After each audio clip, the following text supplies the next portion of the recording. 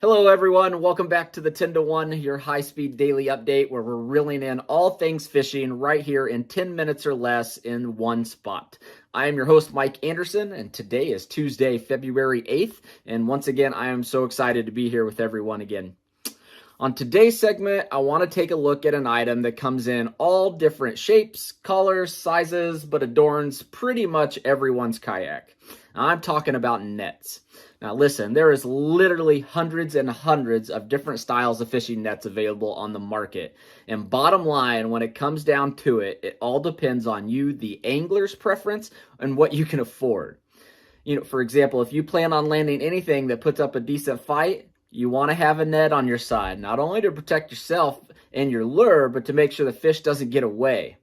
I've used several different types of nets over the last couple years, so I'd like to use those as some examples of what I want to talk about today.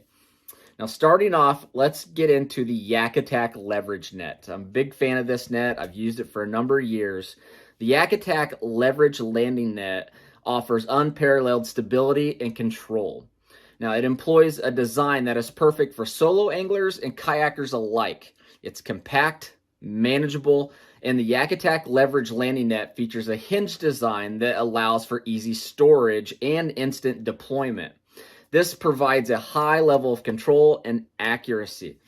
The Yak Attack Leverage Net eliminates the need for an oversized hoop, which occupies more space on your small kayak setting. Now, fitted with a rubberized mesh netting, the Yak Attack Leverage Net is really a must-have for that space-conscious angler. If you're looking for something that doesn't take up a lot of room, that's easy to fold up, store away, maybe you trailer your kayak, so you got to take all that gear off of it once it's loaded. This is one of those that breaks down super easy. It fits in any vehicle. So the leverage net, I'm a big fan of. I would highly recommend that as an option if you're out on the market looking to upgrade nets this season. Now, next up is another net that I'm a big fan of. If you've been to a topwater tournament here in Michigan over the last couple years, good chance you've probably seen us pass out one of these type of nets. And I'm talking about the Ego S2 Slider Landing Net. Now, this net, again, I'm a big fan of, so let me tell you why. The Ego S2 Slider Landing Net and Fishing Accessory Product System utilizes an advanced handle extension technology designed for freshwater and light inshore saltwater use. At the heart of this system is the unique Ego S2 Slider handle, which can easily extend to net a fish at any distance with a simple pull or push of its innovative foam grip that quickly retracts. The net's modular design also allows the handle to detach easily to accommodate interchangeable accessories, such as other handles, gaffs, boat hooks, reach knives, lure retrievers, or even deck cleaning tools. It truly is a universal system all in one. You can also use this for those tighter pockets of storage. If you don't have a lot of room, don't worry about it. The net easily breaks down and is ideal to store really anywhere, from kayaks to charter vessels. The Ego S2 Slider Net features a light, strong, extruded, liminal scope hoop with black anodized finish. Really nice net for the money. You can use this, as I mentioned, in many different versatile ways. So if you're out there looking for a net that can do more than just scoop up a fish, the Ego S2 Slider Net, I would highly recommend that as an option. Now, last but not certainly least is the Frable Trophy Hauler Landing Net. I kind of started out using a Frable back in the day. It was an easy purchase, probably got it at Walmart or something like that. Inexpensive type of net you can find it with Frable. But they have some other options that are a little bit bulkier, a little bit nicer, that cost a little bit more money. And that's where the Trophy Hauler line comes in. Now, this innovative net puts an end to bent or broken net frames by enhancing the balance and leverage to reduce the stress of lifting that heavy fish out of the water. The Trophy Haul system includes a nice yoke handle at the top junction, so you can lift the weight directly into the kayak without using the length of that handle. Now, the Trophy Haul system with that yoke works really nice because you don't have to use the full length of the handle. You can simply, enclose it in itself, put that whole hand underneath the scoop, and put them right into the kayak, which is really nice. Now, this is a perfect for trophy seekers targeting large fish like catfish, salmon, walleyes, other big inshore species.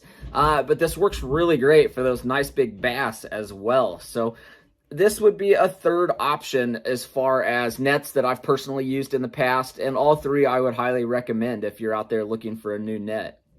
Now, two main factors to pay attention to when buying that net is the net material and the net handle. Now, landing net materials most commonly find either rubber, coated nylon, or the non-coated nylon mesh. They all have their pros and the cons.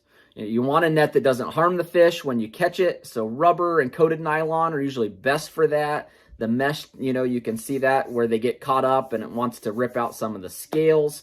But again, it's all angler preference. If I had to choose, I'm always going to go that rubber net style. I feel like I can get my lures back out of the net a little bit easier when they get hung up rather than it digging into that nylon mesh. That can be a pain in the butt, and then you're cutting your net, retying it to enclose that hole. Non-coated nylon can get a little rough like rope, which does, tends to scrape up the fish or can remove some scales, like I said. But I also find that they get tangled up way more than the rubber nets do. So your net material is a big thought when going out and purchasing that new net. Do you want that rubber or do you want that nylon? I would always lean towards the rubberized.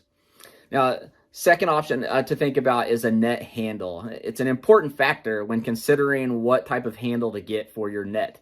Short handles work great for small, shallow waters for bagging a fish right next to the kayak, when obviously the downside is you don't have any reach or extension, so the fish has to be literally right next to you with that short-handled net. Longer handles work great for deeper waters that may be rough or choppy, so you don't have to worry about bringing the fish in so close to the kayak. That longer handle with a chop out there gives you that extra reach to scoop it up and get it in your boat a little bit easier in some rougher conditions. So, my favorite type of fishing handles are the newer sliding handles that adjust. I really like those. Gives you a little bit of options in one package. So that's something to think about. So I hope this helps if you're out there looking at new nets, taking from my personal experience using those three different types of nets. I just wanted to share that. I know a lot of people are always out looking to upgrade gear. Nets is one of those that needs to be on everybody's list when you're out there in your kayak. So that's it, folks. That's your 10-to-1 update today. Tune in tomorrow as we take a look at two amazing organizations, organizations doing all that they can to keep us informed about the abundant options to enjoy our outdoors and recreation. Stay safe and tight lines, everybody.